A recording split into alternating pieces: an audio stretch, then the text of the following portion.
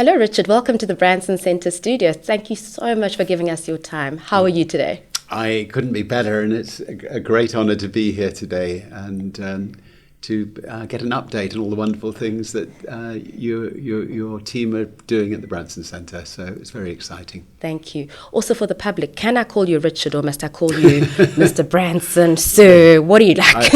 Everybody else calls me Richard, so I'd be very offended if you didn't. Great, and you can call me Nwabisa. You have my permission as well. I will call you Nwabisa. Thank you. So, Richard, for us as the Branson Centre, we're really taking on this idea of businesses can be a force for good. Entrepreneurs really are at the coalface in terms of, maybe not coalface, at the cutting edge when it comes to solving for global challenges, bringing in innovation and having the agility to adapt to different challenges. And this idea of a business being a force for good actually came up from some of your thinking and some of the writings that you've done. And so are you able to explain to me, at least for now, what it means when you say business is a force for good? Well, first of all, I don't think I need to explain it to you because I've just been hearing the sort of 25, 30 companies that you have under your wings, and every one of them fit into that category of really trying to improve people's lives, whether it's through turning seaweed into aviation fuel, or whether it's turning food into taking the water out and turning it into long-term edible food, and so on and so on. I mean, it's just wonderful to see the projects you're working on. First of all, I would like to say that I think that anybody who starts a business, almost whatever that business is, if they can make a success of it, are making people's lives better, because the only way that business is going to succeed is if there's a demand for it. And yes, there are a few things which are damaging, like sugar is not good for you, coal is not good for you. There's a few businesses that definitely one should avoid, cigarettes and so on. But by and large, I would say most entrepreneurs who start businesses are making a difference. They're employing people. And they should be proud of what they're doing. What the Branson Centre is doing is taking it one step further and actually seeking out businesses that are palpably making a difference to people's lives, not just by creating jobs and being successful, but the actual products themselves are making a real difference, and that's fantastic. And if I think both kinds of entrepreneurial approach are valid, but if you can do both with one, both at the same time, that is wonderful. Absolutely. And so, of course, we can't shy away from even the sense of place. We were in South Africa.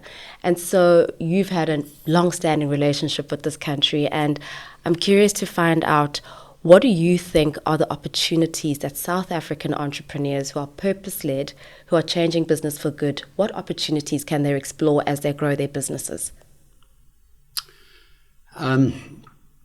I think people just need to keep their eyes open for moments that they're frustrated and that they feel, I could do it better than other people are doing it, and then leap in and do that. And that's what I've done throughout my life. If I'm obviously with South Africa, if Nelson Mandela rings you and says, there's a chain of health clubs going bust in South Africa, can you get on the next plane, come down and save them?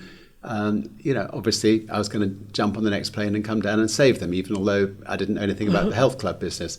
So I think just keeping vigilant, keeping your eyes open, and then I think you just got to try things. On the wall here is a quote of mine: "Screw it, just do it." I think if you try something, you're going to learn a lot. You may fall flat in your face the first time round. You may end up doing something, completely different that comes out of what you tried the first time round. But if you don't try something, you're definitely not going to see it. If you try something, you have a chance of succeeding. And I found that by trying a lot of things in my life, some have succeeded beyond my expectations. Others have fallen by the wayside. And it's been a lot of fun in the process.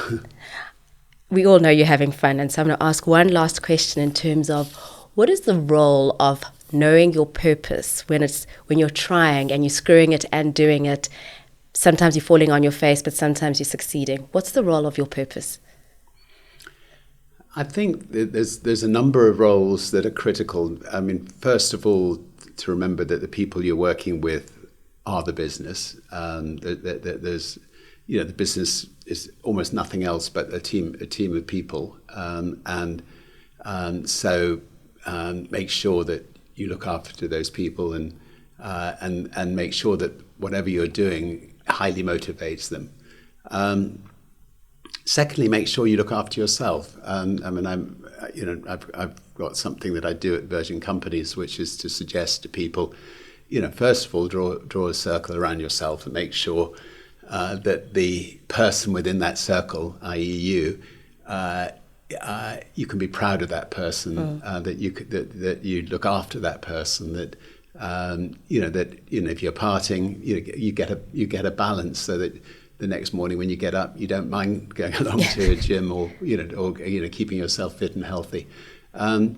Once you've got yourself in the right frame of mind, you can then widen that circle and start looking after family, friends, your neighbours, and then in time you can widen that circle even more. And then if you're lucky enough to have created a global brand ultimately in your life, when you get fairly old like I have, you can then draw the circle around the world and try to tackle some of the global issues. But it's step by step, and it takes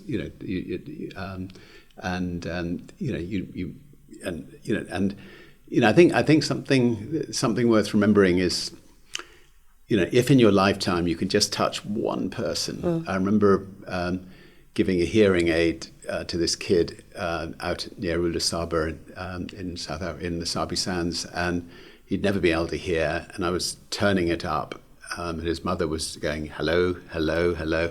Anyway, the second they heard each other for the first time in his life, the scream of joy from both of them. If one could just do that with one person in your life, that your life is well lived. So you don't have to be, a global empire like Virgin. You can make a difference to one person in a lifetime. Thank you so much for sharing that. I think it's important for the entrepreneurs to realize that it's just that one other person you're able to impact on in that circle and in the next circle, and you're doing fine and you are a force for good. So Richard, thank you so much for your time in the studio, and thank you for coming to visit us. Well, we're very lucky to have you on board as well. So thank you for it's lovely, delightful to see you again. Thank you. Thank you. Cheers.